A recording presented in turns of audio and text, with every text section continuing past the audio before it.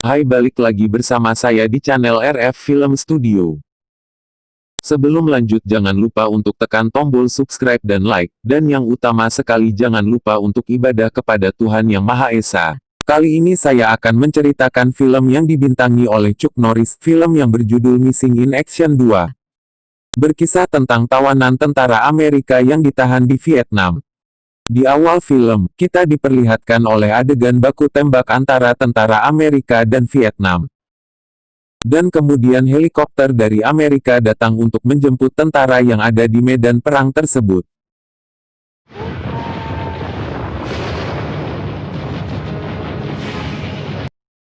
Mereka pun pergi dari situ, namun sayang helikopter mereka ditembak oleh bazooka. Helikopter mereka terbakar, tidak punya pilihan lain mereka pun melompat.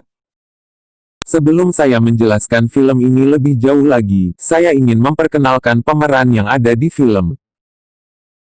David Nestor sebagai kapten, kita akan panggil dia sebagai Nestor, bukan Nastar.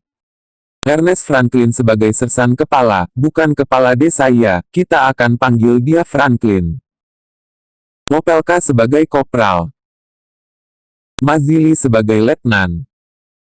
Dan inilah tokoh utama kita, Jenderal Asep, Jenderal Braddock. Pemerintah Amerika telah menganggap mereka sudah mati. Di Amerika Serikat diadakan upacara untuk menghormati mereka. Namun nyatanya mereka jadi tawanan di Vietnam. Ini Kolonel Yin, dia yang memimpin di sana. Dia pun mengatakan kepada Braddock dan kawan-kawan bahwa tidak ada yang berani melarikan diri dari sini. Kalaupun berani dia tidak akan selamat. Kolonel Yin mengatakan satu-satunya cara mereka keluar dari sini adalah jika Braddock dan temannya mengakui bahwa mereka mengkhianati negara mereka. Lalu seluruh tawanan disuruh untuk kerja. Di saat yang sama Braddock merasa Franklin tidak sehat, malarianya kambuh lagi. Tawanan yang bernama Harry, dia adalah tawanan yang sudah lama, dia mencoba untuk melarikan diri bersama tawanan lainnya namun sayang mereka mati dibunuh secara tragis. Tiba-tiba tentara Vietnam membawa Opelka ke suatu tempat. Dia difitnah atas kejahatannya atas rakyat Vietnam. Kolonel Yin meminta untuk menembak Opelka. Selamat kamu kena prank, itu kameranya aku taruh di situ. Mereka tidak menembak Opelka. Mereka memasukkan kembali Opelka ke dalam kandang.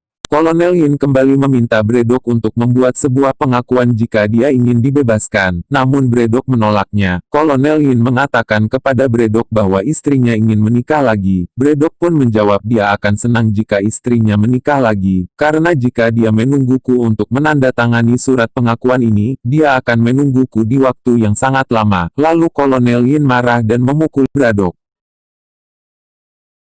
Kolonel Yin menyuruh Nestor untuk berkelahi dengan Braddock. Namun Braddock tidak melawan, dan dia terus dipukuli oleh Nestor. Hingga akhirnya Nestor berhasil dikalahkan. Semua tawanan dikumpulkan, Kolonel Yin menyuruh anak buahnya untuk menghukum mati Franklin, namun Braddock menyuruh dirinya saja yang pantas dihukum.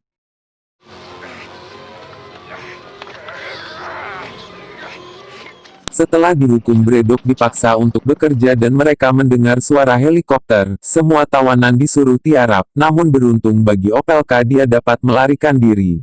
Setelah helikopter itu berhenti di kamp tawanan, ternyata itu bukan helikopter Amerika, melainkan helikopter pengangkut janda-janda yang hobi main TikTok. Di helikopter itu juga terdapat banyak senjata di dalam kotak. Braddock dan temannya mulai mengatur rencana agar bisa mengambil senjata itu. Teman tawanan Braddock, yang juga warga lokal di situ yang bernama Ho dipermalukan oleh anak buah Kolonel Yin. Tampak ada seorang wartawan yang masuk ke markas di situ, dan tertangkap wartawan itu bernama Emerson. Dia pun dihukum mati karena telah membohongi Kolonel Yin. Wartawan itu dihukum mati. Di lain tempat, badan Franklin mulai lemah, gemetar, bibir pecah-pecah, sariawan dan panas dalam. Penyakit malarianya mulai parah. Ho memberikannya obat.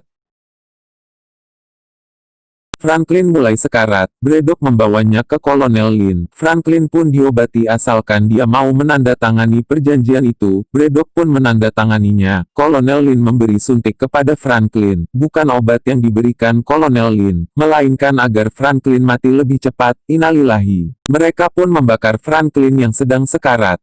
Membuat rencana untuk kabur dari neraka itu, dia pergi ke sebuah gudang penyimpanan senjata, untuk mengambil senjata. Dia pun berhasil mengambil senjata itu, dan dia mulai pergi menyelamatkan temannya. Kolonel Ying pun menyuruh untuk mengunci semua sel tahanan. Braddock pun meledakkan tempat itu. Mereka lari ke hutan untuk mencari tali di tebing. Mizili tiba di sungai bawah tebing. Braddock kembali ke markas mereka untuk mencari Kolonel Yin. Di saat dia sedang bersembunyi di dalam sungai, dia dikejutkan dengan seseorang yang menyerang dirinya. Bukan anak buah Kolonel Yin, melainkan itu Opelka yang masih hidup. Anak buah Yin membuat rencana dengan berpura-pura menyandera Yin, padahal itu bukan Yin.